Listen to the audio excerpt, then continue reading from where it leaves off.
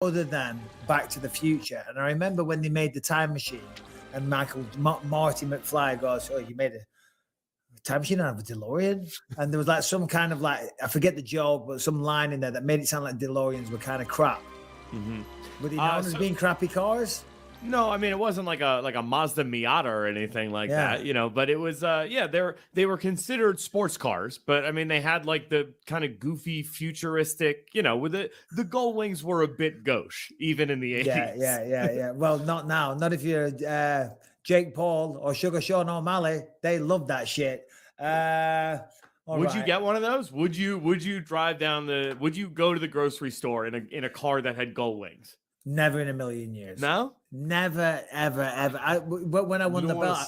You don't want a stainless steel spaceship to drive around in, Mike? I mean, that does sound kind of cool. But, I prefer to keep it more with the fellow man vibe. Do you know what I'm saying? I don't like to set myself apart and be a dickhead like that. When I got sold that Maserati, when I won the belt, I felt like the biggest dickhead on planet Earth every time. I've said this before, just going down to Ralph's to get a pint of milk or some bread or something. And it was all so fucking low. And every time you went over a speed bump, the scraping and everything. Oh, very, very impractical. I just remember being in a parking garage waiting to meet you before we were doing like a podcast someplace in LA, and I could hear you coming from about a half a block away. It was just so obnoxious. So, I mean, it was badass, it was cool, it was fast as a mother effer, but nah. Too much, bro, too much. I am looking for a new car, though. I don't know what I'm going to get. I've been debating this for a while. The problem is, I drive to Vegas all the time for commentary, so I'm just going to put loads of miles on it. Do you know what I mean? Talking of cars, Callum's getting a new car because he had that car crash recently. That kind of worked out because his car got destroyed. Did I tell you about the car crash he had? Yeah. You said it was like you got woken up at like 2 a.m. by Rebecca. Yeah. But fortunately, no one was hurt, and his car was disgusting. It was a mess. It was terrible. I told you, he was parking it around the corner because it was just covered in dents and fucking... The amount of damage that was done to that car was unreal. No wonder he was hiding it around the corner. And I think I said at the time, even his glove box wasn't attached. I don't know how you snap off the glove box, but because of the crash and because it wasn't his fault, he got paid full out. You know what I mean? So we're shopping for a new car right now. So, yeah. And he wants something decent and fast. And I'm like, no. All right. You're a college wrestler recovering from injury. I was going to say, is it not time, Michael, like especially somebody who logs as many miles as you do, to go full electric and just let the car do the driving for you? Well. And number one, and Brian, maybe you can chime in on this. What is the negative connotation that is attached to electric cars? Because they are, I see, apparently you're a liberal pussy. Like Rebecca has a Tesla, and I put a picture on Twitter a while ago, and the garage doors were open. You could see the Tesla, and they were, oh yeah. Of course, Bisping would have a Tesla. He's always been a liberal pussy. And I'm like, what the fuck are you talking about? Number one, it's my wife's. Secondly, trying to save the planet, bro. But Brian, I'm sure you've got some words of wisdom and some knowledge on this, or a totally incorrect conspiracy theory. Well, whatever. No, the thing about electric cars is that people like to get them because it makes them feel better about being good for the environment, but the electricity that they are using to fill their car up comes from fossil fuels anyway. Well, not necessarily. There's hydro, there's air. The majority of electricity in this country is produced by coal. Solar. It's all changing. It's all changing, bro. It's all changing. The infrastructure isn't there for those things. The infrastructure. It will be. Well, I'll agree eventually, for sure. It's all about reducing carbon emissions. It's better than doing nothing, Brian. Doesn't most of Vegas's energy come from the Hoover Dam, which is hydro? Correct. Okay, so by the way, the Hoover Dam is at an all-time low right now. So there you go. Little side point for you guys. Cool. Gotta save the water. What about all the people in Brooklyn, Mike? They're not getting their power from the Hoover Dam. Yeah, but I don't fucking know a single person in Brooklyn. What the fuck? Hey, yo! I don't know about the Brooklyn, baby. But no, Brian. But isn't the conspiracy that?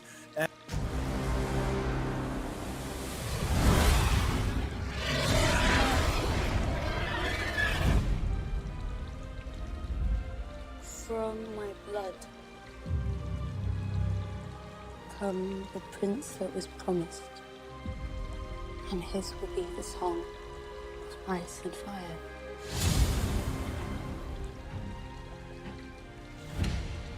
The burden of this knowledge.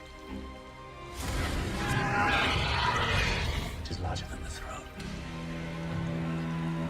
It is larger than you. The king chose Rhaenyra. The realm will not accept her. Men would sooner put the realm to the torch than see a woman ascend the Iron Throne. I will be queen of the Seven Kingdoms. May do as you wish, but I am cold in my grave. Dreams didn't make us kings. Dragons did. And the people remember the ancient strength of House Targaryen. No king has ever lived that hasn't had to forfeit the lives of a few to protect the many. You are no conqueror. You are a plague. Our houses are bound by a common cause. It's just another form of control, because if they get everyone over to electric cars, when they decide they just want to turn it off, they can turn it off. Because I hear these ramblings from crazy people. That is completely 100% true. They have Teslas repossessing themselves. Like, so people aren't paying their Teslas, and Teslas just fucking turning them back the autopilot and taking them back. You don't even need a tow truck. Yeah, but hold on. That's But pretty hold on. cool. That's not. There's nothing wrong with that. You buy a car, you don't Agreed. pay for it. We're like, okay, so you can But- buy it, but if you don't pay, we're going to drive the car back, and that's like I a don't- real good insurance I policy. don't have a by problem Elon with Musk. that. But if they can do that, that means somebody can just take control of your car. That's not crazy. That's literally a fucking issue that's out there. People hack cars. Like, you can go on YouTube and watch somebody hack a car and then remotely pilot it. It's I saw completely unrelated but massively related. Stay on, Brian. Stay on, Brian. Tesla they're under a criminal investigation right now because of the self-driving automated feature that they have. The amount of accidents and things like that, and I think they were telling porcupines. I think they were misleading in some of their information. I forget the exact details. Just look it up, Brian. But yeah, Tesla's under criminal investigation right now because of that. But still, anyway, they're fucking sick though. They are. They're very, very fast cars. I mean, anytime you put robots out there, they're gonna kill some people. Movies have told us that. Yeah, they have. Anyway, should we? Does Come on, the Brian. self-driving work? Like, do you ever you said your wife has one. Have you ever driven it and just turned the self-driving on and been like, I'm just gonna hang out while we go to Ralph's? No, never done it once yet. And there is a feature, because you have to pay when you get the Tesla. I think it's an extra 10 or 15,000. Yeah, it's For the going up. self-driving feature.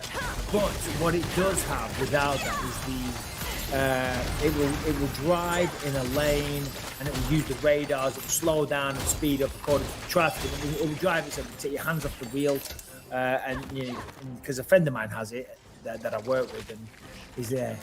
He always takes naps and all sorts, and he just does his phone and does all his work and stuff on his when driving to Vegas. He loves it, but yeah, we've never done it once. We haven't activated it. Do you have self-parking on it? Yeah, we do. Is that the same thing? Yeah, but we haven't been able to figure it out yet. It's very, You guys roll out for the automated driving model? No way. It's just chip. I'm like, you can update it at any time. If you want to get ballsy and fancy, you can have that chip put in for 10 or 15 grand. I'm like, babe, because she wouldn't trust it anyway. Do you know what I mean? I'm like, I guarantee Elon Musk robots will drive better than you, babe. I'm just throwing that out. And fucking Callum. Also, give it a little while. You don't want to be in the beta test for, robot chauffeurs. Exactly.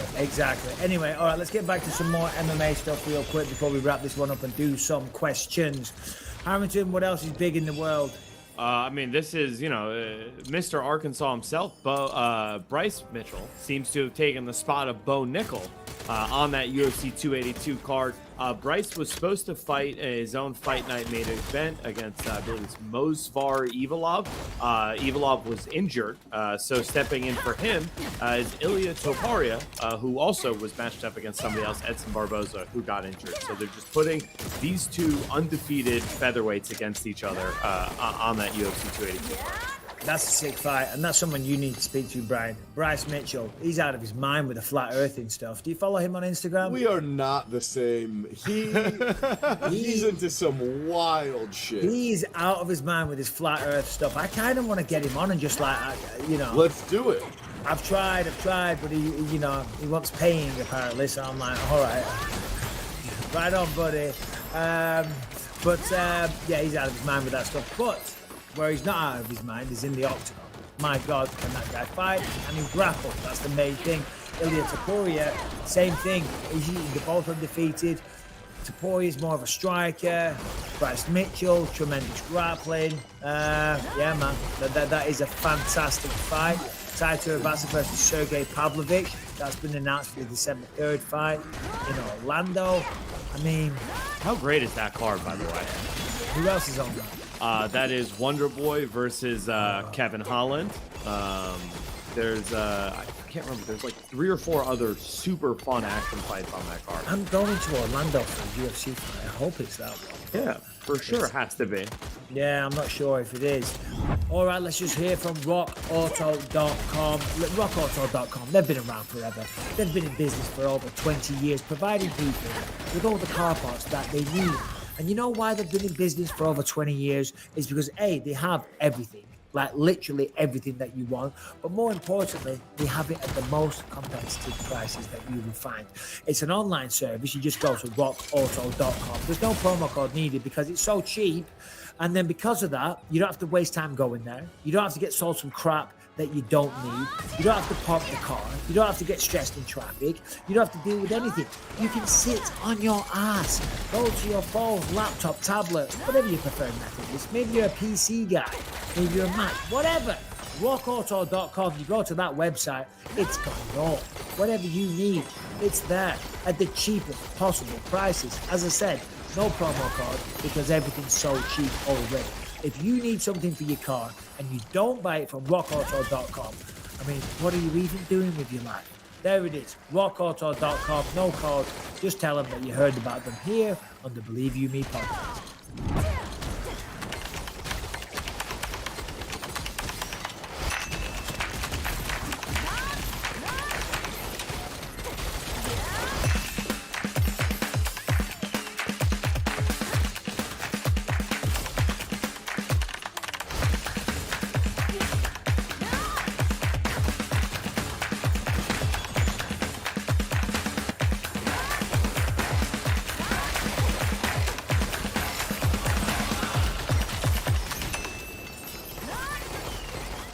Ai un magazin sau o afacere în industria ospitalității și vrei ca afacerea ta să fie din ce în ce mai profitabilă? La Metro extindem gama de produse din programul Cumperi mai mult, plătești mai puțin, pentru ca afacerea ta să prospere. În magazinele noastre găsești acum peste 12.000 de articole din toate categoriile, de la carne, pește, fructe și legume, la produse congelate, dulciuri, detergenți sau produse nealimentare.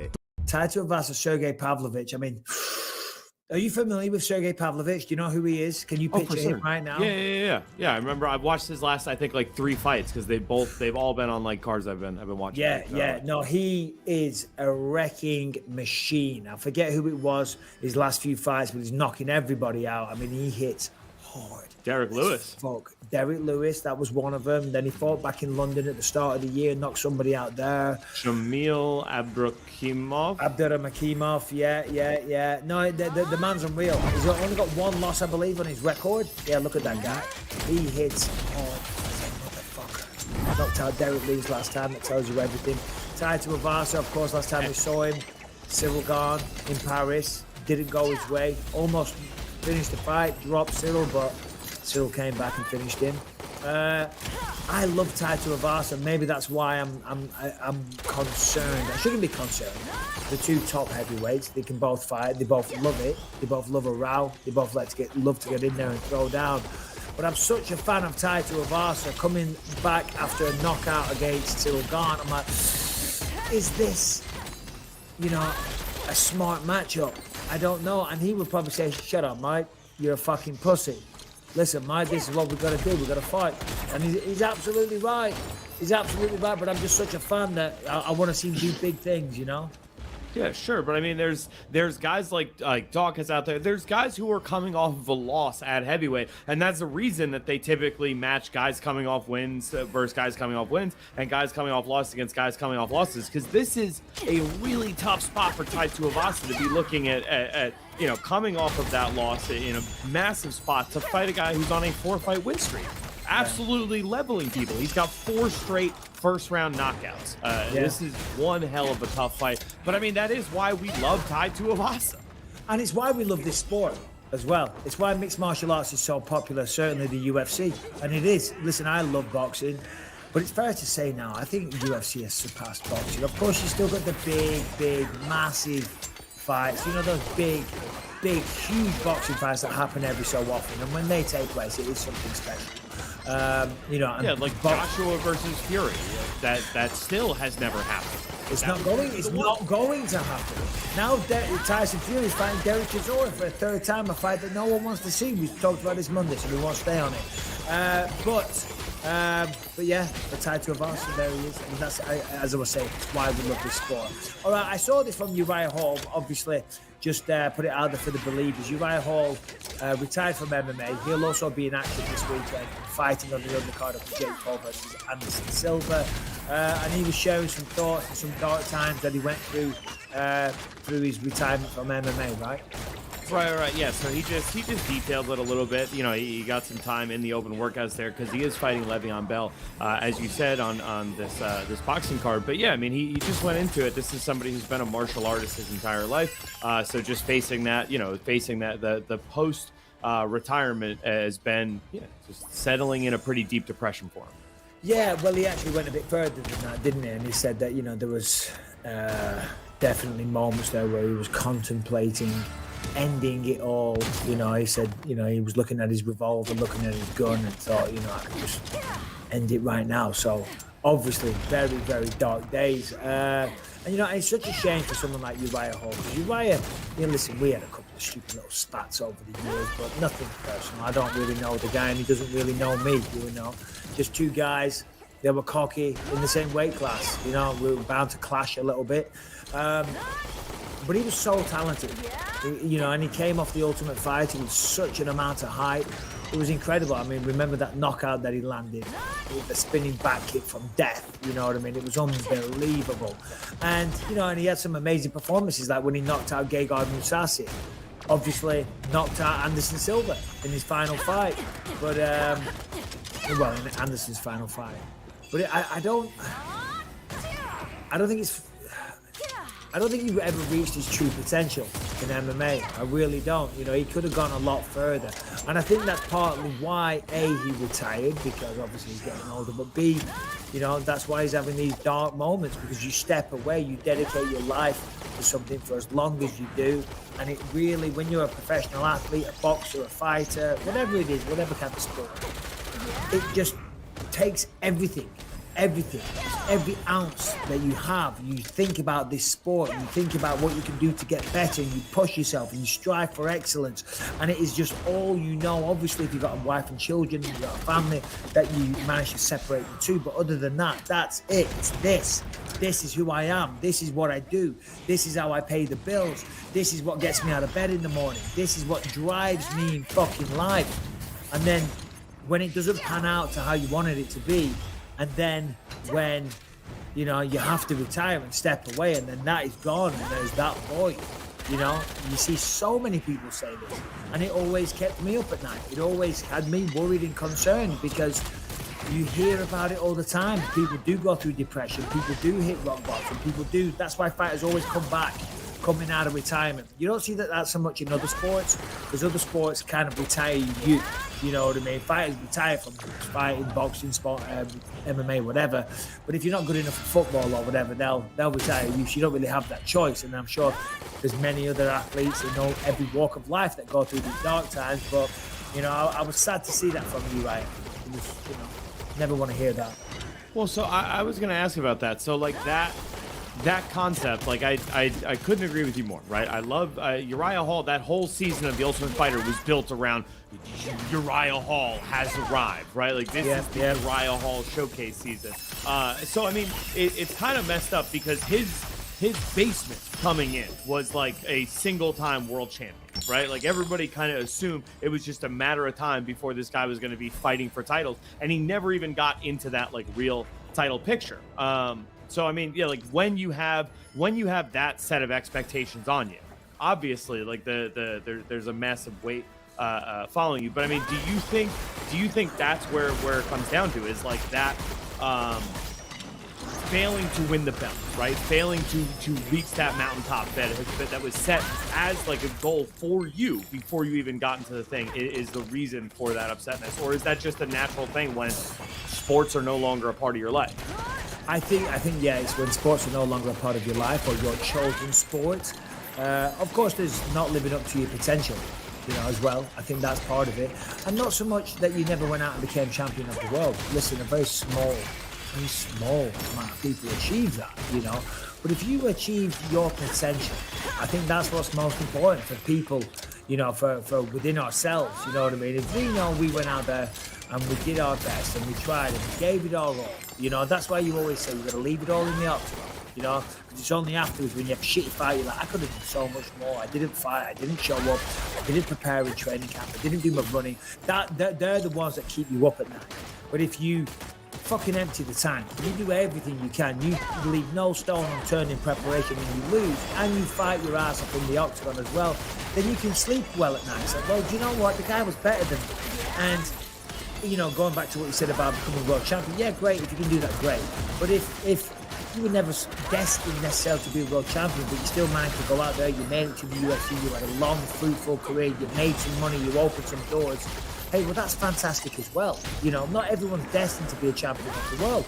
You know what I mean? And I'm not talking about me or trying to bring that some complimentary way to myself there. That's not what I'm saying. I don't think I was a guy that was destined for that. But some people are, some people aren't. And if you're one of the guys that aren't, and you can still make a successful run out of it, and you can still change your trajectory in life, then fucking hell, that's a mission accomplished. But it's when you step away from it all, that's where athletes always struggle. And that's what always worried me. Stepping away, going back to a normal routine lifestyle, getting a job down a factory, becoming one of the lads on the building site again.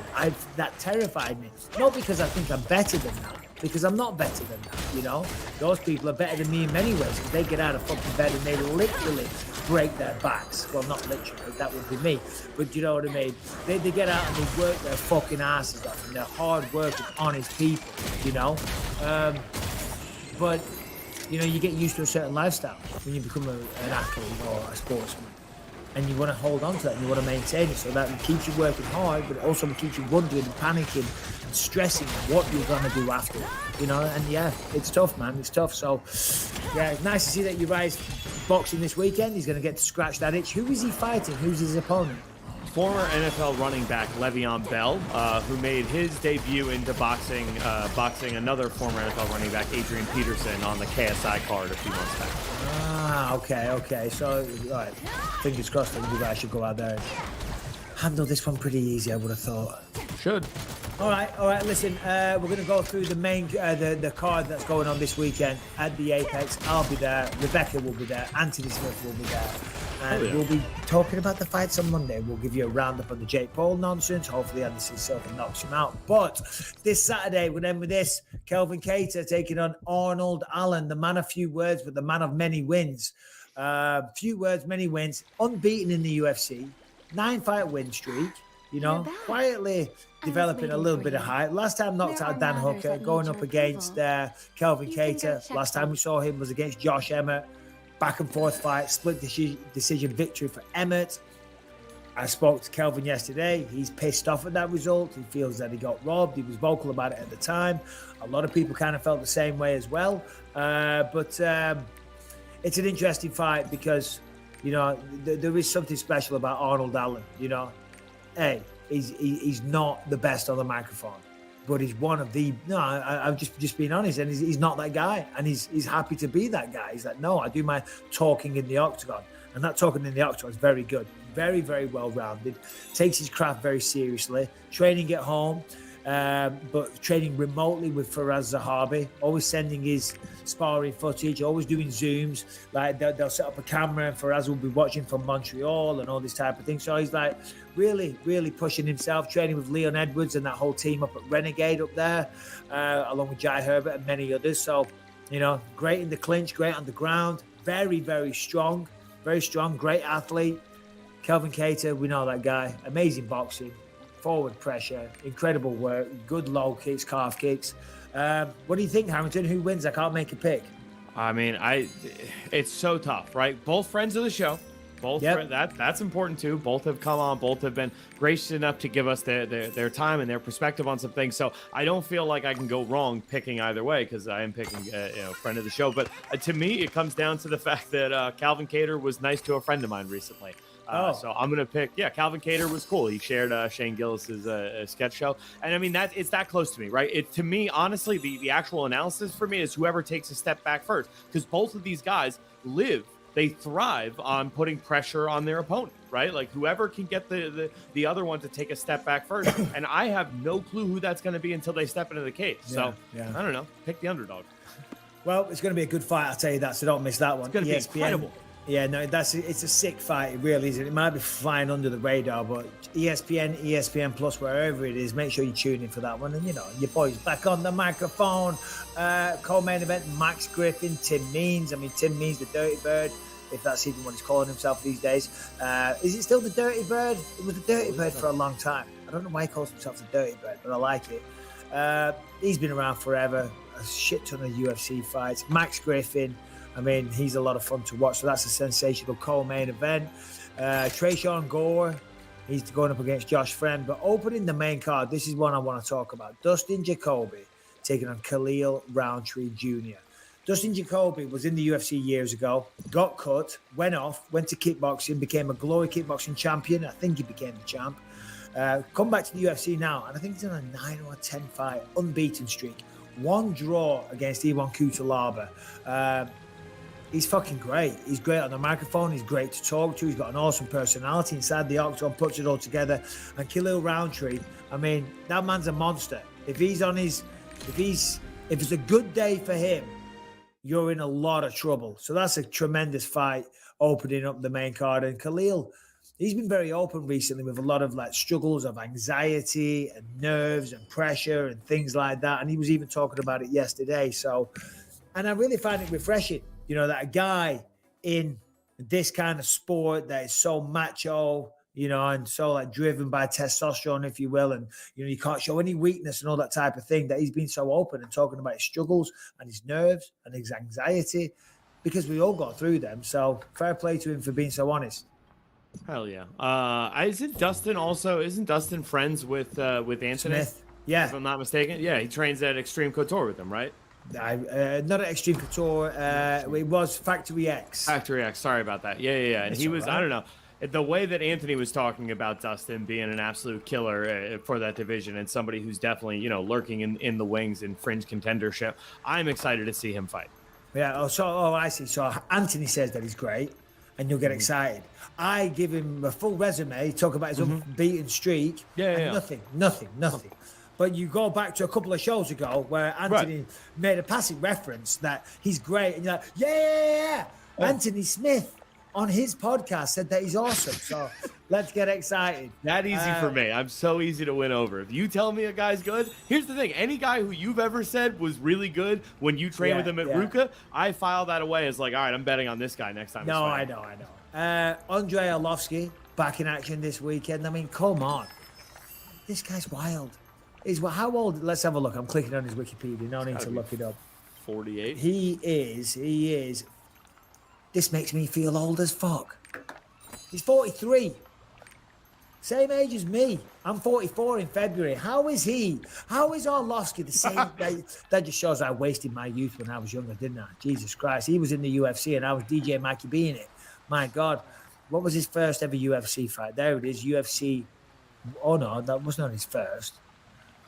UFC 28 Oh yeah. in the year 2000. UFC 28. Yeah.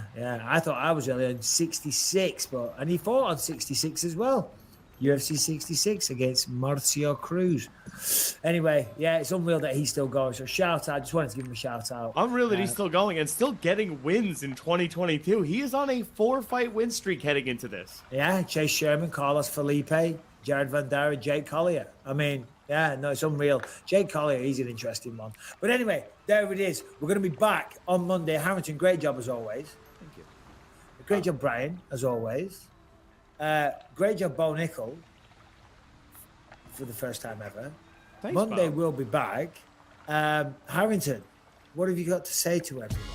What I've got to say to everyone is if that you're watching on iTunes, Spotify, or wherever you find podcasts, make sure you subscribe to the show. You leave a 5-star rating, positive review. It helps us out. If you're watching on YouTube, make sure that you're subscribed to the channel. You hit that notification bell to find out whenever a new episode drops. And if you're watching in the live premiere, that like button's right there. Just go hit it. Also, if you want to catch over 300 episodes you can't find anywhere else, ad-free and uncensored, head to gasdigitalnetwork.com. Use the promo code BYM, get a 7-day free trial, and check out over 20 great shows on the network. And Monday we'll be doing a lot of questions. No doubt you people have been sending them in, but bympod@gmail.com one more time is the website. Brian, let me ask you a question, because we were asking people to send in t-shirt designs. Did we get a few? We did get a few. I'll set up like a little reel. So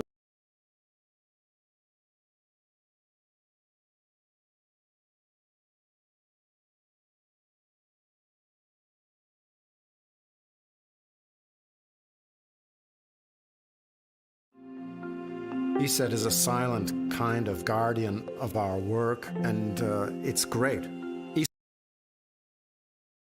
Could be next for him, so stay tuned for that. Also, we spoke to Chito Vera. That will be at around moderator Lewis, as always, very punctual, gets the job done. You can rely on him. One of the most reliable people I've ever met, moderator Lewis. And he has sent us the question. So let's get into it, Frankie. Here we go. James is up first. What is up, Ariel? Wow, what a fun afternoon of fights it was on Saturday. So, because bantamweight is so stacked and has an abundance of potential title challengers at the top. By the way, the reason it takes me, some of these questions are very long. They're like long soliloquies. There isn't a true clear-cut #1 contender to fight Aljamain next. Dana seemed to entertain the idea of Henry Cejudo at the post-fight presser, but I really have a hard time believing that Henry truly wants to fight. Disagree. Feels to me like Henry's value of himself and the UFC's value of him are astronomically far apart. I just don't see him actually taking a fight because he believes he deserves more better. And that leads me to my question. What do you feel like is more likely to happen? Henry Cejudo fights for the bantamweight belt, or Helwani gets the old invite to the next GC and Mysterious Frank apartment watch party? Wow. He threw me a curveball there. I guess I would have to ask the boys that question. Why haven't I received? I mean, you've been invited to everything. Have I? Everything. Like, have I actually been, or has it been more of a gag? I like, think hey, you're man. not considering it an invitation unless you go. I think you think it's a gag. Wow. We're serious with the invitation. I can tell by your tone you're very... I can tell you're very serious. But I don't remember ever being like, yo, Frank's pulling up 7:30 with the wing dip. Why don't you stop by? We'll have a good time. Like, has that conversation ever happened? Or am I wrong? Listen, that conversation has happened. It's a little sad, but every time on one of my couches, there's an open seat index. You leave it open? Reserved for AH. Has that conversation happened where you guys said, pull up? Yeah, one time Connor was even like, I just thought of the funniest joke, Ariel, and he turned to his head. You're not there. Again, this feels like deflection. I don't know if that has actually happened. Where you guys have said, we're doing this, we're doing that. Because, you know, we went to AEW, we went to P. Like, I show up. I show up when I say I'm going to show up. Do I not? Am I a guy who says he's going to show up and then backs out? No. You just have never said you're going to show up at any of the watch parties. Wow. Well, again, I guess that's where we... We want to get one on the books, UFC Orlando? December 3rd? Yeah. It's far out, December 3rd. Okay. Hey, you bring your Shui Vasa, I'll have mine there. Ties on the card. We can all wear Mickey Mouse ears. It's in Orlando. That's right, Mickey Mouse ears. Well, we'll talk about that. I could tell you a little bit more about the bantamweight title picture as of right this moment, and please, Again, right this moment, no signatures, no bout agreements, this and that. And I thought it was really interesting. Aljamain talking about he needs to get his house in order, needs to, heal up. Couple bumps, couple bruises, just went through a long training camp. But I could tell you what I am hearing what the UFC wants. What the UFC wants right now is Aljamain Sterling versus Henry Cejudo in Perth. That's what I'm hearing. Now, does it happen? If I'm Aljo, I'm like, why am I going to Perth? Can I fight in Las Vegas? I live in Las Vegas. You're going to Las Vegas probably the next month or the month after that. Why am I going to Perth? I can tell you that's what they want. So Henry is for real. Henry is serious. Now the question is, after that, if in fact they do go that route, and again, Dana doesn't bring up Henry Cejudo without Henry Cejudo being in the mix. He never does that. And I thought that was very telling, and I wish someone would have asked him more about that. But in any event, he said it all in that moment. Henry Cejudo clearly is the guy in their opinion.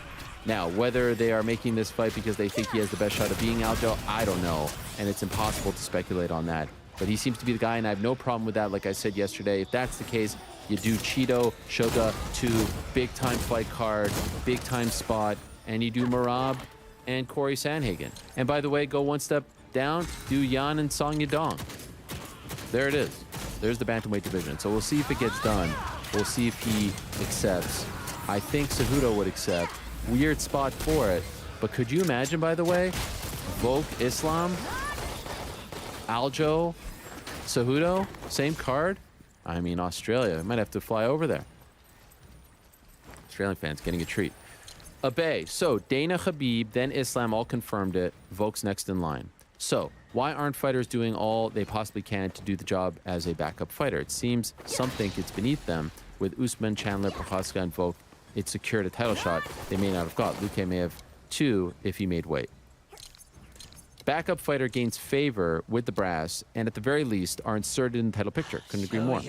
And can build heat with the champ. Prochazka and Volk got post-fight callouts while in attendance. Being the backup works, and for top guys struggling to get the nod, I think it's the route to take. I agree. Guys like Beneil, Blades, Vera, Pantoja, even Cejudo spring to mind. Do I have a point, or am I overplaying the backup fighter's importance? Much love, your boy Abe. No, 100%. Couldn't agree more. You're in the mix, you're there, you're reliable, you make the weight, you're sitting in the front row, you get called out. It's the path to take, no doubt about it. And kudos to Volk for doing it. It's one thing for an up-and-comer to do it. It's another for the pound-for-pound best fighter on the planet to do it, who's also the champion in another weight class. That's unprecedented. Matmo. Bonjour, Lord Ariel. Last week, UNGC proclaimed that Mr. Rogers was an ex-military sniper who hides his tattoos. Yes, we did say that, right, guys? I don't think he hides. He hid because he's no longer with us. Yeah, facts.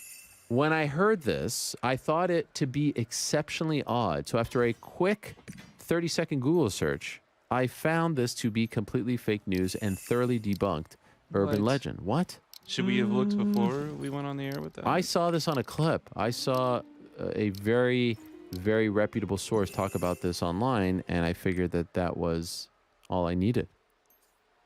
Anyway, he goes on to say Mr. Rogers was never in the military. What? No, he said he was a savage. Isn't that what he said? He was a badass. He was not a sniper. And no, he's not hiding any tats behind his cardigan. What? Next, you're going to tell me he didn't drink on the show? He definitely drank on the show. He definitely drank on the show. This is crazy. I would like to see, can I get a footnote here? Can I get a link? Can I get a source? Who's your source? I have a source. I saw it online on YouTube. Actually, I saw it on Reddit first. But might have even been Boshini people. Now that we've cleared that up, thank you, but I still don't agree. My question is, with Islam versus Volk as good as signed, we yet again have a situation where Beneil is put on the back burner after another impressive victory over someone, and Mateusz Gamrot, who Khabib himself was touting as the number 2 guy behind Islam. Considering Beneil's 8-fight winning streak, he did say he'd fight 10 more. What do you think he should do next? Well, I said this on the show like 10 times yesterday. Were you not watching, Matt Mo? I mean, what's going on? Sit and wait for the winner of Islam Volk? No. Or does he fight Oliveira? Yes. In Rio? Yes. Thanks for being the #1 show in the game. And happy Diwali. Yes, happy Diwali to all our friends out there. Hope it was a festival of lights. You got to do Oliveira versus Beneil. in Rio. Make it happen. That's the fight. Gabe Paz. Shalom Ariel. Do you think the UFC's matchmaking is based more on merit or entertainment?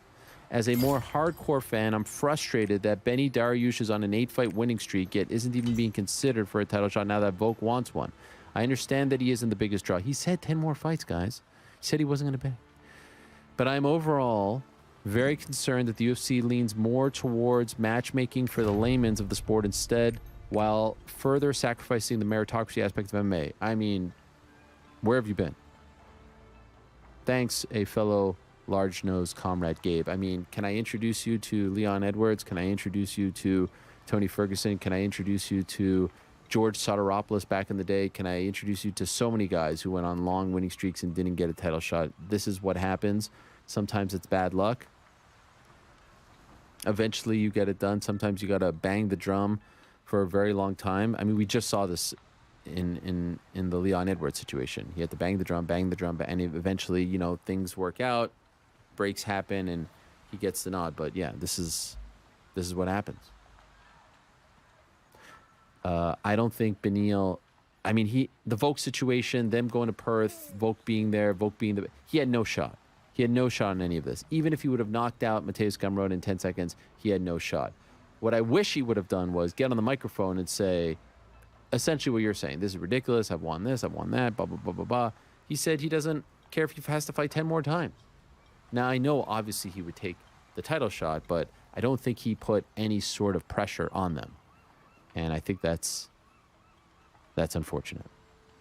You beat Charles Oliveira in Rio. Impossible to deny him. Finn. Interestingly enough, Finn addressed his question to Lewis, but then Lewis crossed out his name and put my name. Let's see what he says. After Jan versus Sterling 2, the narrative around him taking a fight against TJ was so he'd have a guaranteed villain to be the hero against, and he'd get some more fans on his side. Now that the fight is over, do you think this was the case? I don't know. I think they had a former champion. Again, he was there. He was at the last fight. I don't know if they really looked at it like that, to be honest. And if like me, you don't, what can Aljo do to become a bigger draw? I think, anyway, let me keep reading. I think he has really cool offensive grappling and wrestling. He's got a pretty good lineup of potential interesting defenses. And I genuinely believe he's being himself. Maybe new management or more attention from the UFC. What do you think? Happy Tuesday from Norway.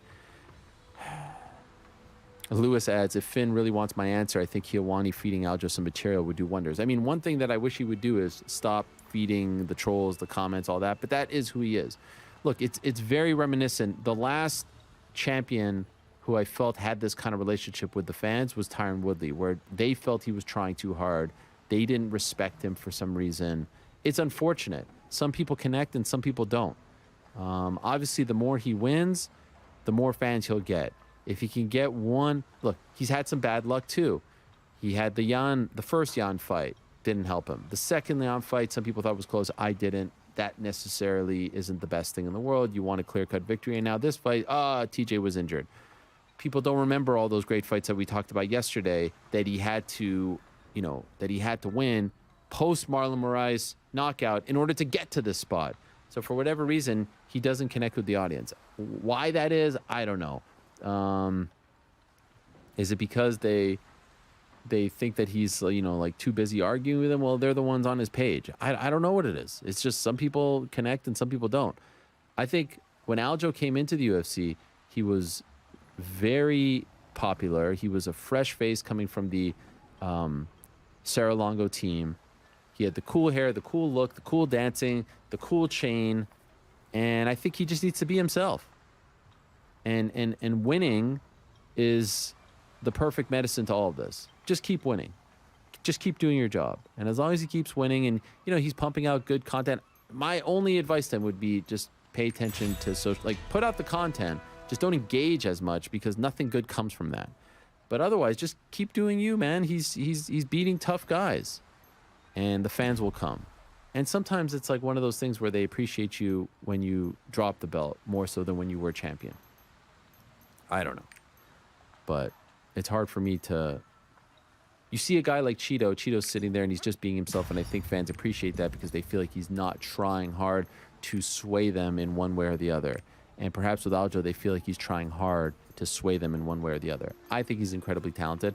I think he can be very, very entertaining as well. I think he has a fun style. He's amazing at fighting. I mean, he is incredible. So, I don't know. You'd have to ask those people. I'm not one of those people.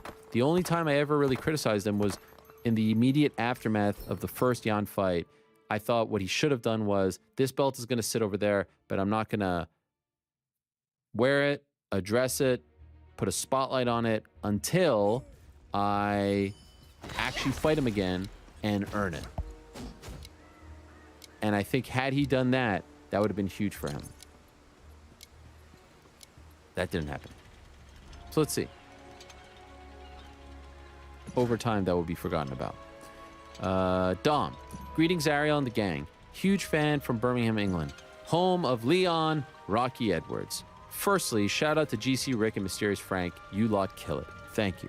My question is, if Arnold Allen gets a big, notable win over Calvin Kattar this weekend, where does that leave him? And do you think the streak he's on warrants a call out for the strap? By the way, Arnold Allen. I mean, Arnold Allen has a longer winning streak than Beneil Dariush. Love the show. Thanks for all the work you guys put in. I'm an avid watcher, and the show really makes my Mondays and Wednesdays, this time Tuesday, shalom. Thank you, Dom. Appreciate that very much. Arnold wins on Saturday. He's in the mix. Now, does he leapfrog over Yair Rodriguez? Does he leapfrog over Josh Emmett? Not sure. Here's where he sits right now. He's currently 6. Kattar 5. He's right there in the mix with Emmett, Ortega, Yair. Obviously, Max is there, but his status is TBD. Right beneath him is Chan Sung Jung. I was talking to his team, not sure what his status is. Seems like he only wants to fight Max Holloway, and I don't know, when Max is coming back, but I love that fight. My feeling is, with Volkanovski fighting most likely in February at 155, he wins this fight, he'll get one more. He wins that fight, maybe on the UK card, give him a big #1 contender fight on the UK card. He's fighting for the belt. If that goes well, back end of next year. I think he's no more than 2 away, including Saturday's fight. No more than 2 away. So he's in a good spot. By the way, GC, remember we were talking about the pound-for-pound rankings yesterday? Yes. Islam. Islam number 3. Yeah, I saw that. Islam went from not being ranked to number 3 behind Izzy and Alex. And what did I say? If Izzy loses, they're going to build Volk versus Islam as 1 versus 2. I was going to say, you think there's any chance the UFC is cheering for... No, not for that. I mean, 1 versus 3 is pretty damn close to 1 versus 2. And by the way, even if Izzy wins, I wouldn't be surprised if they bump him up anyway. Sean O'Malley also #1 in bantamweight. Sean O'Malley went from, I think, 11 to 1. Mano Fiorot also won. Mano Fiorot won? Over Grasso? I guess you beat Kid. Grasso's like 5. Really? Yeah. Yeah, Grasso 5. I think last night was the most excited I've ever been to see new rankings drop. But it's all BS. I'm actually being serious. By the way, I prefer the way Bellator does it. They just rank them. They just tell us who they think is in that top. Let's just do that. I'd rather know what the UFC thinks than this, facade of media ranking the guys. Just let us know what you think. By the way, how is Tyler Santos not #1? She almost beat Valentina. How's that possible? Mano jumped over her. I don't make the rank. Yeah, you didn't. Wow, a lot of activity here. O'Malley jumped over Jan, Dawalishvili, Vera, TJ, Sanhagen, Font, Dominic, Pedro. So he jumped over all those guys. And just goes back to my point. You beat the guy, you take their spot. I think the big winner of the weekend was Jalen Turner. Not fighting right now, jumped 3 spots. What about Leon Edwards? He moved up 1 spot, still behind Kamaru Usman. Usman 4, Edwards 5. Okay, explain to me how Islam jumped over all those guys, including Charles, but Leon can't? It's crazy. Somehow Aljo went down a spot. What's going on? Islam also #3 in the MMA fighting pound-for-pound rankings, if I'm not mistaken. Oh, interesting. Let's see what they've got going on over there. MMA fighting. Did they post theirs? I believe I saw them somewhere. Oh, here it is. Yep. They currently have Volk, Izzy, Islam. Got 2 first place votes. For sure, Casey was one of them. I guess Jen is the other. Okay. What a shock. They like to stir the pot. Leon, Francis, Kamaru, Aljo, Charles, Max. Okay, the MMA fighting one is legit. Leon's above Kamaru. How could you not have him above? They go 20 deep. Max, Whitaker, Yuri, Pitbull, Patricia Pitbull, DJ, Dustin, Figueiredo, Moreno, Glover, Corey Anderson, Hamza Chimaev, Peter Yan. Man, Yan all the way down there, huh? Weird, someone voted for Casey in the Pound rankings. Just kidding. All right. Predicted it. Arnold Allen gets a big fight next. 2 more, including this one. So 1 more after this. Logan, with the conclusion of 280, with Sterling and O'Malley winning their respective fights, how would you match up the bantamweight top 10 plus Cejudo? Well, there it is. I just told you. Cejudo, Sterling, O'Malley, Cheeto, Merab, Corey, Yan, Song. You like that, PC? Yeah, sounds good to me. All right. No objections? Nope, not one. Love it. We're just rolling along here, Frank. Adriano. Are we doing? Wow. Adriano, back-to-back of Ariel and the gang. How about that? Quick question relating to the pound-for-pound list. It would have been updated, hopefully, by the time the show starts. Wanted to get your thoughts where Islam has landed on that list. Also, to kind of support New York Rick in terms of the pound-for-pound resume, John Jones' resume is still the best one, so he should be considered number 1, but hasn't been active. But he can't be forgotten. But yeah, I mean, we're approaching 3 years since his last fight, so I think if you don't have a fight within a year, if you're not booked within a year or don't fight within a year, then you got to be removed. 3 years? Come on. Have fun this week, Ariel. Good luck with all the involvement you have during the Paul Silva fight, and happy birthday to your daughter. Wow. That is big time, Adriano. Thank you very much. Yes, she'll be coming with me. Maybe she'll make an appearance at the weigh-ins. You think I should have her up there with me? Let's send it over to Claire Helwani with a few words on this Paul Silva fight. Hello, guys. Yeah, so there it is. Appreciate that. There it is. Volk, Izzy. What should we do with my daughter in Glendale, Frank? Got any tips? Let's take us fight. Water park? No. Medieval times. Yeah, medieval times. I hear it's a great time. So anyway, we just talked about the pound for pound. I actually don't have a problem. I literally think it's crazy. The pound for pound ranking should be what would happen in this fictitious world of this guy beating this guy. This guy's the same weight as this guy, and that guy's the same weight as that guy. They're all the same weight. They're all at a neutral weight. They're all at 165. Who wins? That's what the pound for pound ranking should be. Who wins if weight wasn't an issue? They were all equal. Who's the best fighter? Who's the most skilled fighter? And so I actually don't mind Islam jumping up that high. At the very least, he's got to be above Charles. At the very least. And potential has something to do with it, and resume has something to do with it. How Leon's not above Kamaru, I don't know, blows my mind. Ali. Oh, hey, Ali. Long time no speak. Ariel. People are forgetting how fast Volk is. Let's see how good Makhachev is after he gets punched in the head 10 times in the first 2 minutes. Please, for the Aussie fans, can you cut us a Volkanovski promo? You don't have to ask me twice. You want to talk about arguably the most underrated champion in the history of the UFC? I'll go a step further. You want to talk about arguably the most underrated pound-for-pound best fighter in the history of the sport. That's Alex Volkanovski. And you know why people don't like to talk about him? You know why people are sleeping on him? You know why people are calling him the underdog going into this fight, even though he's never lost in the UFC and hasn't lost in something crazy like 18 fights?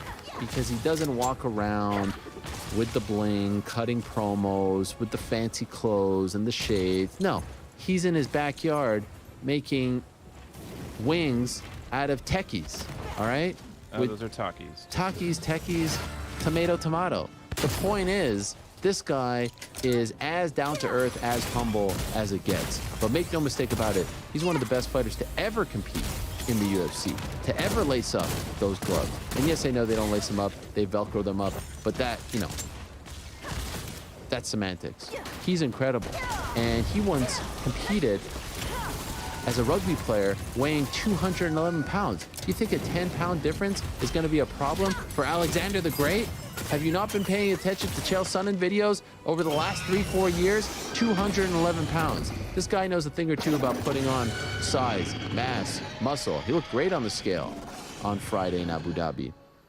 You think that Alex Volkanovski is going to be a cakewalk in his home country against the 55 champ in his first title defense? You got another thing coming. Now, is Islam incredible? Yes. I think Islam is one of the best fighters in the world. I have no problem with him being in the top 3, top 5 pound for pound.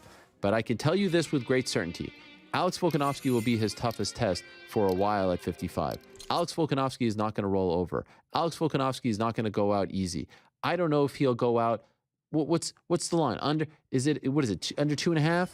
Under, take the over, all right? This guy, you take an x-ray of his insides, he's got the dog in him. He's got multiple dogs in him, all right? It's one of those with the multiple pit bulls in him. So, people are just getting, you know, a little bit crazy, a little bit high. This is Alex